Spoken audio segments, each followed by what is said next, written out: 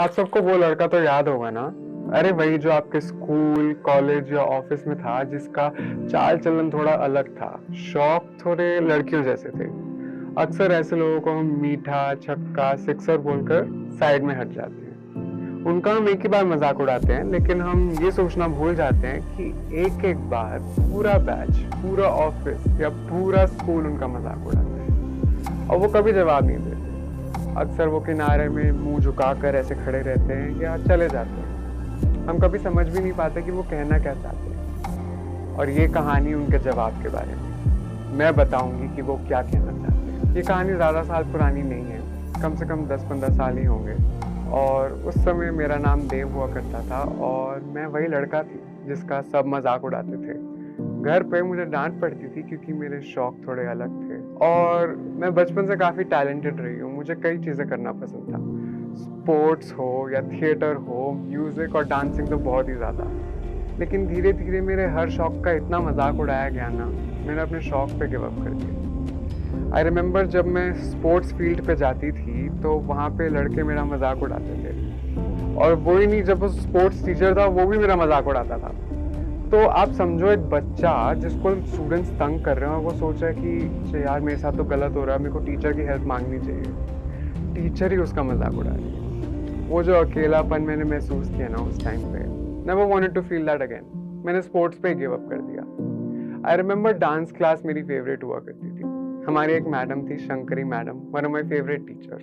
बहुत ध्यान रखती थी मेरा, बहुत प्यार से रखती थी। एंड आई रिमेम्बर उनकी क्लास में मुझे डांस करना कितना अच्छा लगता था, बट उसमें भी मेरे शौक और प्रेफरेंसेस थोड़े लहराने वाले लड़कियों जैसे। और स्टेज पे तो तालियां बज जाती थी, लेकिन स्टेज से उतरने के बाद क्लास के लड़कों के जो ताने सुनने पड़ते थे ना, मैं नहीं सुन सकती थी। मैंने डांस करना भी छोड़ दिया। घर पे मेरे को जैसे रहना पसंद था, उसके भी लोग ज़्यादा फैन नहीं थे।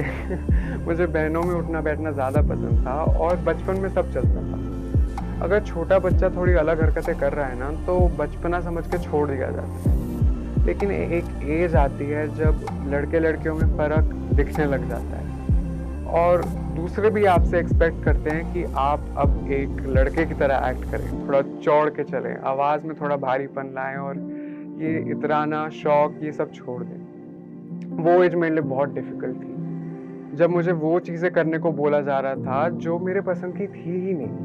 मैं कभी समझ नहीं पाई कि मुझे ऐसा क्यों करने को किया जा रहा है, क्योंकि मेरी अंदर से जो फीलिंग थी, मैंने अपने आप को कभी एक आदमी या लड़का महसूस ही नहीं किया। मैं बचपन से अपने आप को एक लड़की या औरत के रूप में ही देखती थी और फिर जब बाहर वाले लोगों से मुझ पे ये दबाव आया कि मैं उससे अलग हटकर एक ज़िंदगी जीऊँ, तो वो मेरे लिए बहुत मुश्किल हो गया। आई रिमेम्बर 14 साल की उम्र, 13-14 साल की उम्र, जिसमें अक्सर बच्चे प्यूबर्टी स्टार्ट करते हैं और आपके शरीर में अलग-अलग तरीके के बदलाव आते हैं।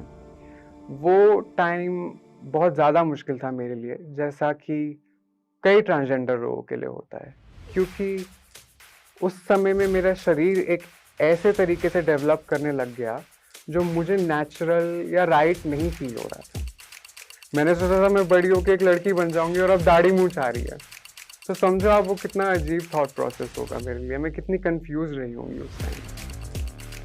और इस टाइम मैं अपने बारे में इतना बुरा फ़ील